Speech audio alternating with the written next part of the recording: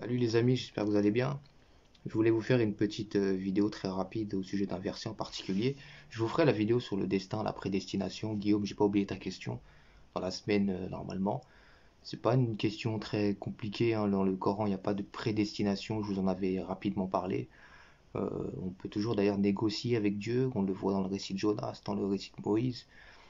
Ce qui signifie que déjà, il n'y a pas de prédestination, de destin imposé, appliqué, inchangeable. Tout ça s'effondre déjà dès qu'on a compris que tu peux négocier avec Dieu. Le peuple de Jonas a négocié avec Dieu d'ailleurs. Il avait été décrété que Ninive sera détruite. Dieu a changé d'avis. Donc le destin déjà de la ville de Ninive n'était pas écrit. Jusqu'au moment où Dieu change d'avis d'ailleurs. Donc c'est pas un destin, même s'il s'écrit, il n'est pas décisif.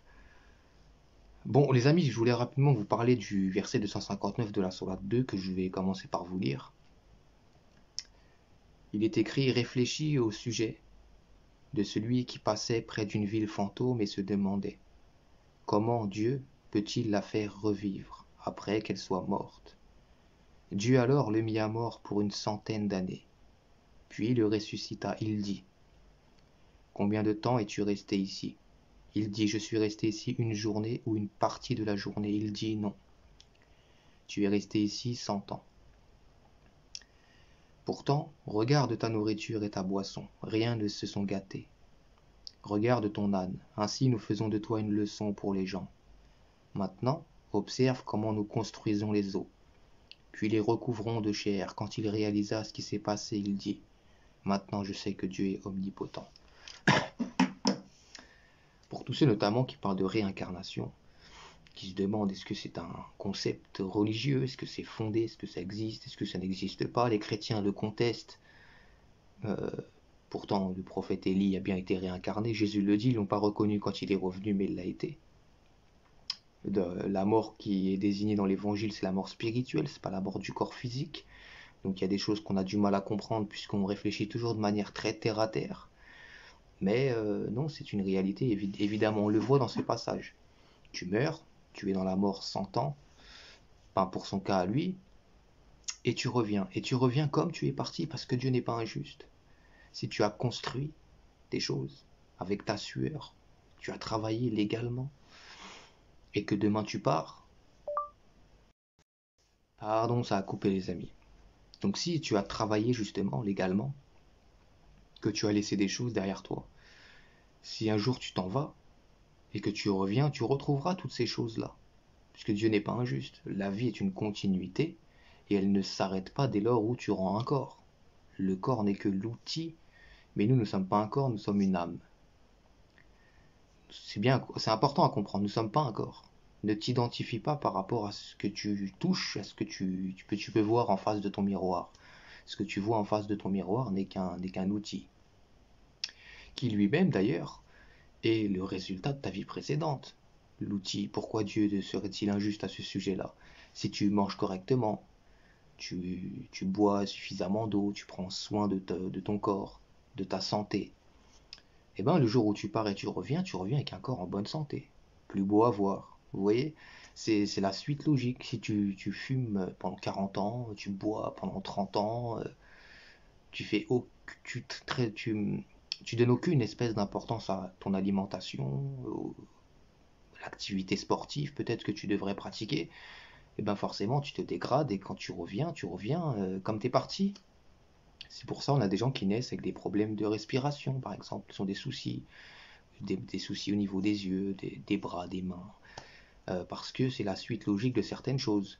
Mais la bonne nouvelle c'est que rien n'est décisif, rien n'est intemporel. Tu peux toujours améliorer, sortir de cette situation. Et pour trouver, les amis, les traces un petit peu, vous donner une piste, essayez de trouver les indices de votre vie précédente, ben observez-vous tout simplement. Parce que tu peux essayer de comprendre certaines choses, mais faut méditer. Faut réfléchir, se poser, mais y réfléchir pas en étant inspiré de quelque chose, réfléchir de manière neutre. C'est-à-dire même tes erreurs, tu les regardes clairement. Tu fermes pas les yeux, tu ne te mens pas à toi-même, tu ne te trompes pas. Tu es honnête avec toi-même. Et quand tu l'es, tu découvres des choses. tu trouves des choses. Moi, dans mon parcours personnel, j'en ai découvert des choses incroyables. Et plus le temps passe, et plus ça se précise et ça se confirme. Je vais vous donner un exemple. Moi, je sais que quand j'étais tout jeune, euh, j'ai eu une chance extraordinaire, les amis. Une chance extraordinaire. J'étais l'enfant le plus chanceux du 93, je crois, et si ce n'est de l'Île-de-France. J'ai été extrêmement, extrêmement favorisé. Dans tous les points de vue. Je suis venu au monde favorisé. Pourquoi? Pourquoi moi je vais venir avec tout ça? Et il y en a plein au quartier, les gens me regardaient avec des grands yeux à chaque fois, l'air de se dire pourquoi, qu'est-ce qu'il a lui? Pourquoi il y a ça, il y a ça, il y a ça, il y a ça, moi il n'y a pas? Bon, à l'époque je traitais pas ces questions-là de manière spirituelle et j'y prêtais pas plus d'attention, j'avais pas une réflexion poussée. Donc pour moi c'était juste j'ai de la chance. Pourquoi t'as le seum? J'ai de la chance, frère, c'est tout. Et c'était des comportements à pas avoir. C'est vrai, par exemple, j'ai fait un peu de musique. Quand j'étais jeune, j'aimais bien, comme tous les jeunes qui sont ados, j'aimais bien le rap, les trucs comme ça. Et j'ai voulu essayer. De manière très soft, hein. J'ai jamais fait d'album, tout ça, je m'en fous, hein. Je veux pas faire de. C'est pas une carrière, quoi, mais j'aimais bien. J'aimais bien le truc. Bah, quand dans mon entourage on a vu que j'aimais bien, tout de suite, bizarrement, il y a des gens qui se sont proposés. Tiens, regarde un tel, voilà, tiens, je connais lui. Et j'ai eu la chance de faire des morceaux, de travailler avec des gens qui sont les piliers fondateurs de ce domaine-là. Lino d'Arsenic, par exemple. Lino, pilier du rap en France. Featuring avec Booba à l'époque. Avec Stomy Bugsy, avec Lady Sweetie, la fille là, qui chante avec M. Pokora, etc. J'ai participé au projet Le Tsunami avec Tonton David et d'autres. C'était un projet humanitaire de base, celui-là. Et donc, les gens se comprenaient pas déjà à l'époque où j'étais un petit morveux du 93. Aucune raison que je me retrouve dans des endroits prestigieux avec ces gens-là et qui travaillent avec moi. Des gens sont allés les voir avec des gros chèques, viens travailler avec moi, ils leur ont dit va là-bas. Moi je suis venu avec les mains dans les poches, trouées, ils m'ont dit viens Harry, t'inquiète pas. C'est là où tu vois, Dieu dit dans le Coran, le commandement tout entier appartient à Dieu. Khlas. J'ai visité des endroits incroyables, j'ai dormi dans les montagnes avec des chevaux, avec des aigles à 20 mètres de ma tête. Je faisais du cheval tous les week-ends, de la moto, j'ai tout eu moi. Et j'ai eu la plus grande richesse, ben c'est la religion. Parce que quand j'étais enfant, j'étais inscrit à l'école coranique, moi. Ce qui fait qu'il n'y avait pas de hadith d'ailleurs à l'époque. C'était une école coranique. On parlait pas de sunna, on parlait du Coran, point. Mais j'étais sunnite, c'est-à-dire à l'école coranique, on apprenait des sourates, le sens, les mots, l'étymologie, la racine, etc.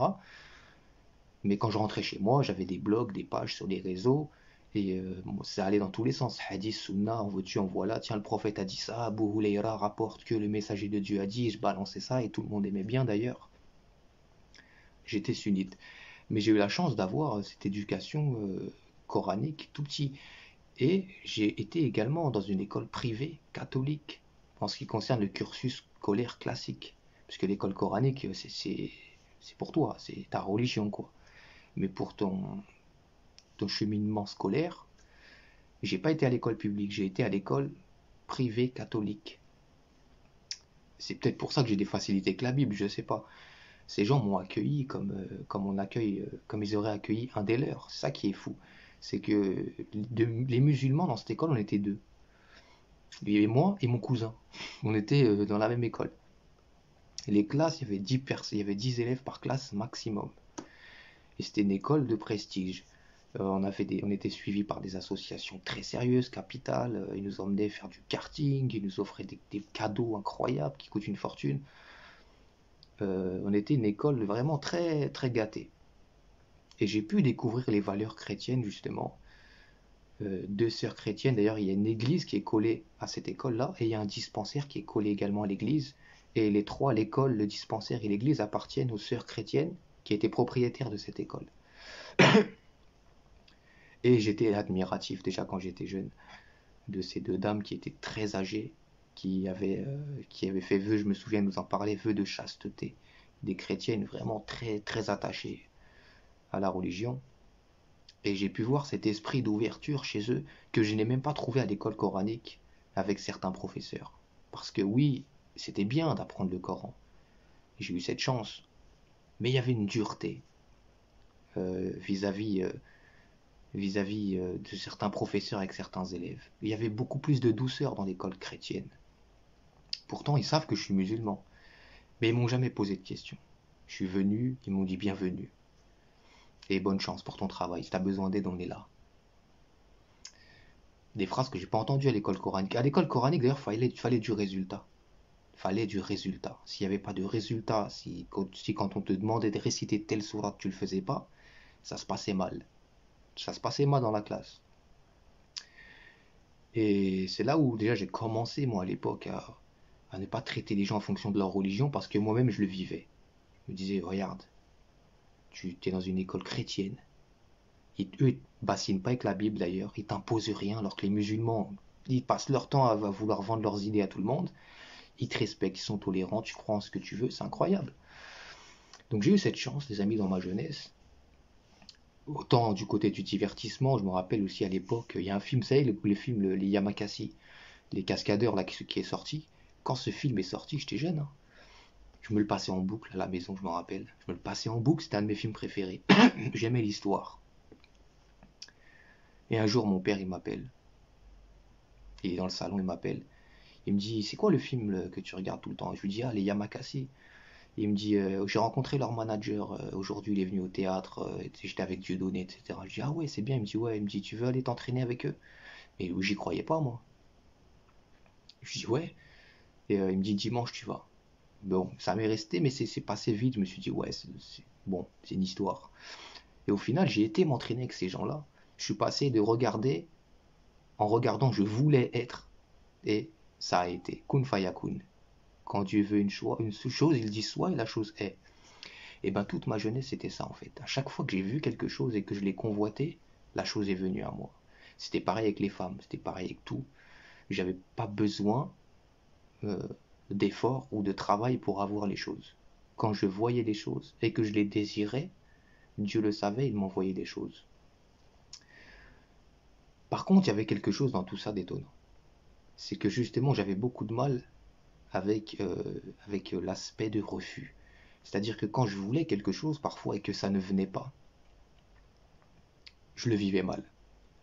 Je le vivais mal comme si que c'était pas normal comme situation. Alors que la vie est comme ça. D'ailleurs, quand tu veux quelque chose mais qui t'est pas bénéfique, le fait que tu en sois privé, Dieu te dit que c'est un bienfait pour toi. Si par exemple tu conduis très mal, si on te passe une voiture sportive, c'est pas une super idée en vérité. C'est mieux qu'on te la donne pas, parce que si tu fais n'importe quoi, frérot, c'est des problèmes. Donc c'est pas toujours bien de recevoir tout le temps. Sauf si ça te fait pas de mal personnellement, comme le sport et tout, ça me faisait pas de mal. Découvrir le milieu du biz-biz, ça m'a pas fait de mal, au contraire, ça m'a ouvert les yeux. J'ai jamais regardé les artistes avec fascination, parce que je les ai connus dans le cadre privé. J'ai passé des heures, des jours avec eux, des semaines parfois on se quittait plus. J'ai vu l'arrière du rideau. Et en voyant l'arrière du rideau, quand je regarde leurs clips, je sais que c'est travaillé en studio, je sais qu'ils sont fatigués sur les plateaux, qu'ils font mille et une prises, et que le clip n'est que le résultat final de quelque chose que j'ai vu. Mais j'avais beaucoup de soucis avec, euh, avec le refus. Quand je voulais quelque chose, ça venait pas. Ça avait une tendance à m'énerver. Et ben quand je regarde cette situation-là, je me dis que j'ai dû partir justement logiquement. J'ai dû partir dans une situation déjà financière très stable. Dans mon autre vie, les amis, la réincarnation. Comme c'est inscrit dans le verset, regarde ta boisson, regarde ton âne, rien ne s'est gâté. Tu n'as rien perdu de ce que tu as laissé. Donc je suis revenu avec tout ce que j'ai laissé derrière moi. C'est-à-dire peut-être des contacts prestigieux, une chance incroyable peut-être vis-à-vis de la foi, puisque vu que j'étais à l'école chrétienne et musulmane, dans mon enfance, c'est-à-dire c'est quelque chose que j'ai pas décidé, qu'on m'a donné, c'est le résultat d'un choix de Dieu qui est en harmonie avec la justice, puisque Dieu est le juste, le mainteneur de justice, vous connaissez le verset. Donc quand on est dans cette situation-là de vie justement, quand on a tout, quand on a l'habitude de tout avoir, sans difficulté, sans effort, le jour où on te dit non, tu le vis plus mal que celui qui cravache tout le temps pour avoir quelque chose. Forcément, t'as pas l'habitude, justement, qu'on te dise non, tu n'auras pas ça. Ça, c'est pas possible pour toi. Donc tout ça laisse entendre justement que quand je suis parti, j'avais énormément de choses. Je devais avoir une place très importante, puisque aussitôt que je suis né, quand j'étais jeune, je ne supportais pas qu'on me dise non. Mais le fait de ne pas supporter qu'on me dise non quand j'étais jeune, à côté de cette chance incroyable, eh ben c'est cohérent. Il y a une suite logique, c'est-à-dire si vraiment, comme c'est inscrit dans le verset, rien ne se gâte de ce que tu laisses. Vu ma jeunesse, j'ai laissé beaucoup de choses avant. J'ai eu beaucoup de chance. Et quand tu vis comme ça, avec tout justement, tu vis mal le fait qu'on te dise non, t'as pas l'habitude. Parce que les gens sont en général sous ton autorité. Et donc ça devait être comme ça dans la vie précédente. Il devait y avoir une forme de pouvoir sur les gens, une certaine forme d'autorité, de royauté ou autre. Et donc quand tu reviens, tu as toujours tes traits de caractère. Tu es toujours celui que tu es. Tout ça c'est ton âme, c'est pas ton corps. Donc quand tu as un enfant comme ça, qui est tout jeune et qui supporte très mal quand on lui dit non, bah c'est sa personnalité qui est en train de se démontrer, mais qui ne date pas de là. Les gens disent souvent c'est les enfants qui sont comme ça. Il y a des enfants qui sont calmes. C'est pas vrai. C'est sa personnalité. Ça a à voir avec qui il est, comment il a été créé. Il a été créé en harmonie avec tout ce qu'il a fait, tout ce qu'il a laissé dans son temps. Donc moi j'avais beaucoup de choses, donc quand je suis revenu j'ai eu beaucoup, et bizarrement quand j'étais jeune et que j'avais beaucoup, quand on me disait non je le vivais mal. Pourquoi? Parce que c'est ancré en toi, depuis avant cette vie-là en vérité. Donc c'est un cheminement. Si par exemple tu sais que tu es quelqu'un de, je sais pas moi, de très colérique, et que ça a commencé très jeune, c'est qu'il y a un rapport avec ta vie d'avant. C'est que quand tu es parti, tu étais dans un état de colère. Peut-être parce que ta famille te parlait plus, tu étais âgé, peut-être les trahisons des gens. Tu es parti en état de colère. Donc tu es né, tu es colérique, forcément. C'est toujours une continuité de choses. Et pour comprendre ce que nous sommes tout de suite, nous devons essayer de comprendre ce qu'il y avait avant. Mais pour comprendre ce qu'il y avait avant, nous devons méditer ce qui se passe tout de suite. C'est pour ça, les amis, n'ayez jamais honte même de commencer quelque chose tard. Tu peux même commencer à créer quelque chose à 60 ans, 70 ans. Même qu'importe le projet. Puisque ce que tu commences tout de suite ne te sera jamais enlevé. Même si tu meurs demain, tu vas retrouver les efforts que tu as commencé à fournir. Tu as créé une société avec tel produit, telle chose. Tu meurs demain. Tu reviendras. Tu reviendras et Dieu te donnera tout ce que tu as laissé. Puisque Dieu n'est pas injuste. Et même si tu n'as rien construit, Dieu est le généreux. Si tu as une bonne relation avec Dieu, tu n'es pas quelqu'un de difficile à vivre, eh ben, Dieu te donnera les choses, comme moi il me les a données. Sauf que moi, dans mon cheminement, justement, un petit peu à l'image de Salomon, vous voyez, Salomon dit dans le Coran, je vous en avais déjà parlé, oui, je me suis plu à aimer les biens de ce monde au point d'en oublier le rappel de mon Seigneur. C'est une phrase qui est forte, hein, venant de Salomon. Parce que Salomon avait le contrôle des djinns, il avait le contrôle du vent, de la pluie. Un grand homme. On le voit dans le livre de la sagesse, notamment qui lui est attribué. C'est un homme avec beaucoup de sagesse, avec beaucoup de force, beaucoup de puissance. Dieu lui a donné énormément de choses. Mais malgré tout, il a vrillé un petit peu. Il a vrillé parce que il a dévoré les biens de manière excessive. Et moi, c'est ce qui m'est arrivé à un moment donné. Parce que comme je vous ai dit, je suis né musulman. Et j'ai été favorisé dans tous les points de vue. Point de vue de la religion, tout jeune, Dieu m'a mis dans la tête ces versets. Tout jeune, il m'a rapproché de ceux qu'il appelle les alliés des croyants, les chrétiens dans le Coran. Vous connaissez le verset. Les plus enclins à aimer les croyants sont ceux qui disent nous sommes chrétiens. J'ai été chez eux. Sans rien demander, Dieu m'a mis sur leur route. J'ai été favorisé dans tous les niveaux. Le problème, c'est que justement, quand j'étais jeune, j'étais très attaché à la religion. Mais plus le temps passait, et plus j'étais attaché à ce que Dieu me donnait. Et j'en oubliais la religion, petit à petit, jusqu'à parfois devenir un petit orgueilleux, vous voyez. Parce que j'avais l'habitude de traîner avec des gens importants, et quand quelqu'un venait me parler qu'il était personne, je lui disais, tu veux quoi toi? T'es qui toi déjà? Va marcher là-bas frère, on n'est pas les mêmes. Alors que ça c'est la pire chose à faire, faut jamais faire ça. C'est la pire des choses. C'est pour ça qu'à un moment donné le vent a tourné. Mais quand je vous dis il a tourné d'une force. Même le vent, on comprend pas, frérot. Même le vent, il n'a pas vu le vent venir. C'est incroyable. Tiens, 17 minutes 17 au moment où je dis ça. C'est ouf. Eh ben, mais c'est une bonne chose. C'est une bonne chose. Parce que ça m'a fait revenir à des choses essentielles. À la vraie paix intérieure. Parce que t'es pas en paix, en fait, quand tu vis. Comme Dieu dit dans le Coran, la course aux richesses vous distrait. C'est vrai, t'es distrait après. Tu sais, même les femmes, tu les courtises plus. C'est les femmes qui viennent te parler parce qu'elles ont vu telle chose, telle chose, telle chose. T'as l'habitude. T'as l'habitude que des très jolies filles viennent vers toi alors que tu demandes rien à personne. Et le jour où tout le vent se change comme ça, c'est toi qui vas vers une fille. Et quand tu vas vers elle, elle te snob. Tu sais, elle te fait comprendre, qu'est-ce que tu veux, toi, t'es qui en fait? Et en fait, là, tu vois, tu es en train de manger ce que tu faisais. Et c'est pour ça que je vous dis, soyez neutre dans votre jugement. Soyez neutre. Sinon, vous ne comprendrez pas votre cheminement et vous ne saurez pas pourquoi vous traversez les choses. Ça se passe comme ça parce que c'est ce que j'ai fait moi-même dans le passé. Et faut l'accepter. Regardez, David le dit dans les psaumes. J'ai fait le mal à tes yeux, de sorte que tu seras juste dans ta sentence. Mais il avait tout compris, cet homme-là, le prophète David. On parlait de Salomon d'ailleurs. C'est la même famille. C'est-à-dire, il était franc avec lui-même. David, c'est pareil. David, il a tout eu. Salomon, il a tout eu. À un moment donné, ils ont vrillé. Et quand ils ont vrillé, boum, et ils ont eu le même comportement. C'est le fait de se dire, je suis en train de manger ce que j'ai fait. Et il y a peu de gens qui savent le faire. Parce qu'on est orgueilleux. Et on a du mal à dire, je suis coupable. Je vous en avais parlé dans plusieurs vidéos, je suis coupable. J'ai fait n'importe quoi. Qu'est-ce qu'il y a? J'ai fait n'importe quoi. Et les gens ne savent pas le faire. Ils ont du mal à le faire. Donc c'est pour ça, les amis, la réincarnation, c'est quelque chose de fort parce que ça te permet d'identifier en vérité ton parcours sur le long terme et qu'est-ce que tu veux pour la suite. Et ça élimine, c'est très important aussi à comprendre tout ça et à accepter ces idées-là parce que ça élimine justement, euh, vous savez, toute cette idée qui consiste à dire par exemple profite, t'as qu'une vie.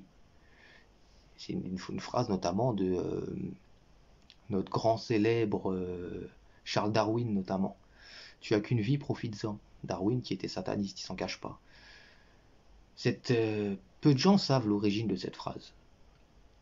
C'est une phrase diabolique justement, qui ne s'installe pas dans la sûreté, dans la longueur, dans la stabilité. Darwin le même qui nous dit qu'on tourne en rond autour du soleil. Il y a toujours le désordre autour du soleil. Le symbole, c'est le dieu soleil de Pharaon. Le modèle héliocentriste, qui n'a aucun sens.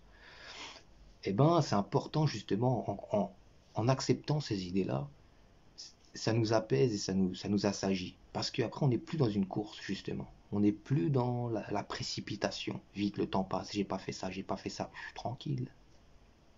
Le temps, c'est Dieu qui le donne. Et il le distribue comme il veut. Et même si mon temps s'arrête tout de suite, j'ai un autre chronomètre qui peut s'allumer. Alhamdoulilah, tu es le créateur de toutes choses. Kun fayakun. Quand il veut une chose, il dit soit et la chose est. Et donc, quand tu as compris ce cheminement, tu ne vis plus dans la précipitation.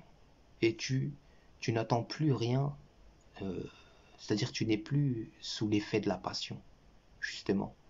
Tu es sous l'effet de la grâce, et c'est différent, les amis. Parce que l'effet de la passion, le Coran nous met en garde à ce sujet-là. Attention à la passion. Quand tu es sous l'effet de la passion, tu agis un petit peu n'importe comment. Tu es précipité, et tu es agacé quand tu n'as pas quelque chose, etc., etc., etc. Or, quand tu as compris ce modèle-là, justement, eh ben, tu n'es plus dans la précipitation. Et tu sais que Dieu est juste, de toute manière, tôt ou tard. Pareil, le tôt ou tard, en vérité, quand tu as compris ça, n'a même aucune espèce d'importance. Il n'a plus d'importance tôt ou tard. C'est-à-dire, il y a juste le moment viendra. Sans considérer l'espace-temps. Parce que l'espace-temps n'a pas de valeur. Il n'a de valeur que pour ceux, justement, qui font la course aux richesses. La course aux richesses, le mot est bien utilisé, la course. Toujours essayer d'aller plus vite. Plus vite, le temps est compté, c'est ce qu'on nous dit tout le temps. Le temps, c'est de l'argent, comme certains disent. Ah non, le temps, c'est Dieu qui le donne. Et le temps n'a pas de valeur, puisque celui qui le donne est le Tout-Puissant, justement. Vous voyez, ne tombez pas dans cette ruse de j'ai qu'une vie, je suis en retard, il faut que je fasse ci, il faut que je fasse ça. Concentre-toi sur toi. Fais les choses correctement. Crois en Dieu, invoque-le. Le reste, rien à cirer. Et Dieu te donnera les choses. Et si jamais tu agis incorrectement avec ces choses-là, tu risques de les perdre. Forcément, c'est le chemin de la vie. Mais ça te rendra pas forcément plus malheureux. Tu seras agacé sur le moment, mais ça va te ramener à des vraies choses, des vraies valeurs. 22-22. Donc voilà les amis. Essayez de réfléchir un petit peu à tout ça. Ne vous précipitez pas dans les choses. Ça sert à rien du tout. Le temps, c'est Dieu qui le donne. C'est lui qui le distribue comme il veut. S'il veut te donner une longue vie, il te la donnera. S'il veut t'éprouver, il t'éprouvera. Toi, concentre-toi sur ton objectif, qui est celui de rester le plus droit possible et ne te sens jamais supérieur à qui que ce soit. Parce que le vent peut vite tourner justement. Moi, je l'ai appris dans ma vie. Je l'ai appris dans mon propre parcours. Je suis venu au monde superstar, brillance au maximum. À un moment donné, je regardais les gens, tu brilles pas, va là-bas. Toi non plus, va là-bas. Ouais, mais quand j'ai pas brillé, j'allais faire. Les gens m'ont dit, bah, tu brilles plus. Ben va là-bas. J'adore ma vie, voilà. J'adore ma life. Incroyable. Quel symbole. Eh ouais, mais je suis beaucoup plus léger maintenant, beaucoup plus assagi, beaucoup plus apaisé en vérité. C'est incroyable les amis. Et encore, c'est juste quelques anecdotes. Si je devais vous raconter moi ma vie en détail, vous allez péter un plomb. Mais vraiment, ça veut dire comment c'est possible une vie comme ça déjà? Comment tu peux faire tout ça dans aussi peu de temps, frère? Je sais pas, c'est Dieu qui fait, c'est Dieu qui sait. Mais enfin bon, c'était juste quelques anecdotes pour vous au sujet de la réincarnation notamment. Observez-vous vous-même en vous observant et en étant neutre, vous allez comprendre déjà le pourquoi du comment vous êtes dans cette situation, où vous avez traversé telle chose, ou si vous êtes né dans telle situation. Et parce que le hasard n'existe pas. Et Dieu n'est pas injuste. Tu vas pas venir favoriser ou défavoriser. Certains naissent mécréants. Ils naissent même dans des familles où le culte est quelque chose de détesté. C'est-à-dire dès leur jeunesse, t'as leurs parents qui viennent leur chuchoter dans les oreilles, il n'y a pas Dieu, ça n'existe pas mon enfant. Tu vois, il y en a même, ils vont leur dire c'est la loi du plus fort, la vie. C'est-à-dire d'entrée, ils vont entrer dans une vision de la vie qui est extrêmement dégradante et loin de la réalité. Peut-être parce qu'ils sont partis comme ça. Dieu l'a envoyé des signes et des signes et des signes et des choses. Sauf qu'ils n'en ont jamais prêté attention, ils sont morts en état de mécréance. Et donc ils sont revenus, rien ne s'est gâté, on l'a vu dans le verset, comme ils sont partis. C'est pas plus compliqué. Et t'en as d'autres, ils naissent, alhamdoulilah, dans les versets de Dieu, dans les valeurs de Dieu. Et c'est ça, ça fait toute la différence, c'est ça la vraie richesse d'ailleurs. Il n'y a pas de meilleure richesse que celle-là. Donc bon, c'était pour vous partager cette anecdote. Méditez-vous et croyez-moi, vous allez comprendre des choses, les amis. Je vous laisse.